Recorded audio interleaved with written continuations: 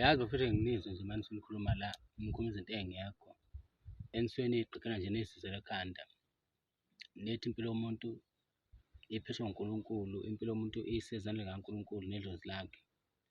Ayikho loo nto bafethu. Impilo yomuntu isezandleni zomunye umuntu. Umuntu unamandla ukuthi ekubulale uma siphi isikhathi asuke efuna ukubulala ngaso. Noma kungenzeka ngaleso sikhathi uthole ukuthi uyasinda, akakwazi ukubulala, koda uma-ke wakuzama okwesibili noma okwesithathu ngeke elenze iphutha. So, oyiqaphela lento empilweni ukuhamba uzakhela izitha, uhambe uzandisela izitha ngoba usuke uy'nciphisele iy'nsuku zakho zokuphila. Ngokunaka isikhathi esiningi abantu uma bedlula emhlabeni, abantu abaningi nje sebadlula nobaziyo nawe. Isikhathi esiningi kusuke kuyisandla somuntu.